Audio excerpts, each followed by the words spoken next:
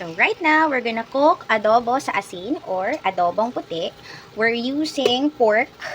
Pero yung pork ko hindi ganun kataba kasi syempre ayoko nang masyadong mataba. It's not too healthy kasi pork na nga tapos mataba pa, 'di ba? Carry naman 'yan sa adobong puti. Basta masarap yung pagkakatimpla mo. And then I prepared some smashed garlic. This time, gusto ko isama yung balat kasi feeling ko meron siyang naibibigay na ibang flavor. So dito sa kawali, tinatry ko na siyang i-pan fry. Gusto ko lang siyang mag-brown ng konti. Pero wala akong masyadong hinalo, kundi nilagyan ko lang na siya ng asin and paminta. Yun lang. Ayan. Tapos nagtutupig pa kasi siya eh. So, mamaya na natin siya igigisa sa bawang pag medyo toasted na siya. This is the easiest adobo that you can make if you don't have toyo. So, yan. This is like a kilo of laman. Pero syempre may nahalong konting taba. Yan, very thin. Tsaka mga, tawag dito, konting skin ng pork. Very konti lang. Yan. So, we're gonna get back if, ano na siya, nag-toast na siya ng konti. See you later! So, ang ingredients ng ating adobong puti or adobo sa asin, white adobo, is just garlic. And of course, ito nga, nilagyan na siya ng asin. And then, suka. Or, ako for me, gusto ko yung medyo templado na suka para medyo mas malasa siya. So, ayan. Yun nga, asin and paminta, pan fry lang until maging toast siya. Maging toasted ng konti. This is very easy to make, very simple ingredient. I also don't use magic sarap or any betchin, ginisa mix. Kasi feeling ko, okay naman na siya itself. Asin lang naman talaga. Kasi before naman, wala naman talagang mga ganong panimpla, diba? Especially sa mga matatanda, it's not good na mag-use ka pa ng mga ganong preservatives. Pero meron namang iba na gumagamit pa rin sila ng ganon. And that's okay. Just as long as konti lang, not too much. Ayan. So, ngayon, inaalis ko lang yung tubig niya. Actually, gusto ko nga medyo may konting sauce ba, kunyari, ganyan. Sauce para may sauce yung anak ko. Okay, so right now, what I did was, I separated a few sauce nitong adobo natin. Kasi nagtubig siya kanina. So, I got the water and I put it here and then minix ko na siya with the, yung templadong suka kanina. Kasi, gusto ko, bago ko ilagay yung sauce niya, gusto ko pala kasi ng konting sauce. So, gusto ko bago ko ilagay yung sauce niya is, pag-brownin ko muna to ng konti. Actually, gusto ko na nga ilagay yung bawang para medyo toasted din yung bawang. And magkalasa na siya. I am actually frying this in a very high heat. Nagmamadali na tayo. Para mag-brown na siya kaagad. Pumutok na siya agad. Ganun. Yan o. Ganyan gusto natin makuha eh. Pero kasi since hindi nga gaanong mataba to, kunti lang yung medyo flavor niya. Pero carry na yan kasi magkasakit tayo sa piso. Diba? You have to be conscious about the food that we eat. Okay. So, magbabrown na yun in a bit. And then, I'm gonna add next the bawang. I also forgot to mention that we're going to be adding laurel. But that's on the latter part na ating cooking.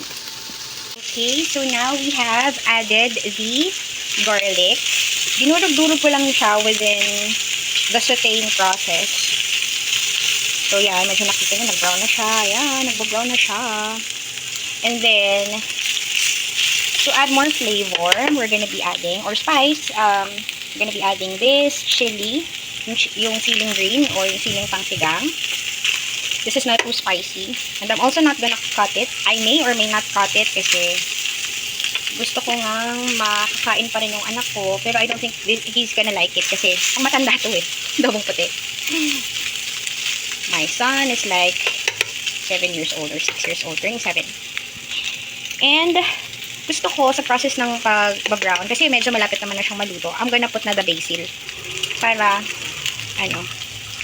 maglasa na siyang jadobo or adobo. Gusto ko, nandito na siya.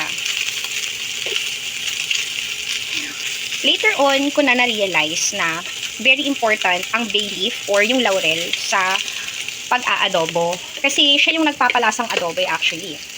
Sa mga nagluluto, siguro alam nyo kung anong flavor na nabibigay ng bay leaf or laurel.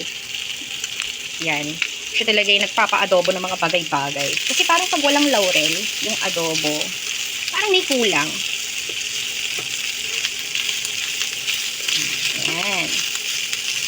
So, actually natatakot akong i-toast siya kasi baka tumalsik eh. Tumatalsik-talsik na nga siya actually. And yun din yung downside ng marami kang taba na nilalagay sa adobo. If you wanna toast it, tatalsik siya ng tatalsik. So, right now, we are on a medium heat. Yan. And later, kapag medyo talagang toasted na siya, we're gonna put our sauce na mixed of the sabaw, or yung nagtupik siya kanina na kuluan, and then some suka. I wanna mix it na eh. To make it yummier. Also, a little tip for those na hindi masyadong nagluluto, you don't cover your your pan if you wanna toast something. Kasi, pag kinover mo yan, mag-evaporate yung water and then malalaglag dun sa niluluto mo. So, huwag ka matakot matalsikan. It's part talaga ng pagluluto. Matatalsikan ka talaga, B. Gusto mo bumili ka ng shield para hindi ka matalsikan. Part talaga ng pagluluto yung talsik-talsik. Maraming natatakot magluto kasi, ay, tatalsikan ako niyan. Whatsoever. I'm not saying they're maarte, but siguro, as you learn na magluto, nagiging ka na eh, nagiging nalalaman mo kung kailan siya tatalsik, anong level of heat bago siya tatalsik, anong condition ng meat bago siya tatalsik, anong proseso, paano mo nilagay, hinagis mo ba yung hotdog o hinagis mo ba yung manok, tumalsik, ganyan. Of course, tatalsik yun. Pero, kung halimbawa nagpa-fry ka ng chicken, 'di ba? Hindi naman tatalsik yun kung merong breading at nilagay mo ng dahan-dahan. And you also have to make sure that the heat is in the right temperature. Halimbawa, ito. Dahil tinetoast ko na yung pork at ginagalaw-galaw ko siya, hindi siya tumatalsik. Tatalsik lang siya kapag ka nagtagal siya dito. Kasi pumuputok ang tumatalsik dyan, yung fat eh, yung skin. Ayan, no? Pag lumobo to, ang tendency, magbabubble siya, puputok, kaya tumatalsik. Or, nagbasa ka ng, may natalsikan siya, yun. Natalsikan siya ng tubig. Yan. I think we're good to add the sauce. Na, let's see. Kasi kukuluan ko pa naman yan eh. The flavor is still gonna be there. Because that's what we want eh. Yung flavor na parang burnt. Medyo susunog ng konti. Or toasted ng konti. Ay, may sili na pala yung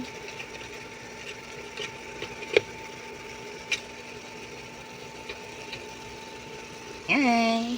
Okay, so now I added the 2 pieces of the sili.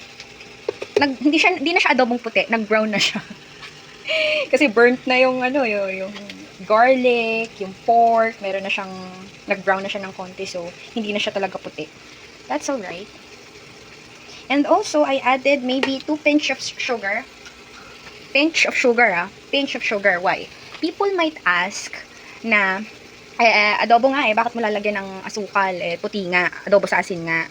Usually, hindi naman talaga naglalagay. Dun sa original recipe, walang sili, or maybe siguro may red na sili, pero walang green na sili. It's because sometimes sugar, depende sa dami, will bring out the flavor of your recipe. Hindi mo naman siya lalagyan ng isang buong kutsara ng asukal eh. Just that 2 pinch lang ang nilagay ko sa kanya. So I also, did I mention I put pepper already? Yung ginigisa ko pa lang siya. Yeah. So, that's it. I think this is gonna be ready in a bit.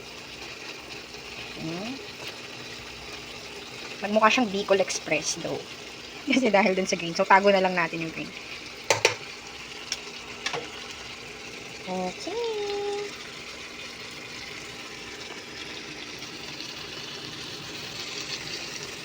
And so, this is our final product. Yung ating adobo sa asin. Medyo na-brown lang ng konti, so hindi siya mukhang adobo white. Meron siyang konting sauce, nilagyan ko ng konting sauce. Para hindi naman siya boring, tsaka puro oil. Ayoko ng puro oil eh. Pero nagmantika na siya kanina, so I think we're good to add sauce. A little bit of sauce. Hindi naman siya And it also tastes good. So, ayan. Thank you!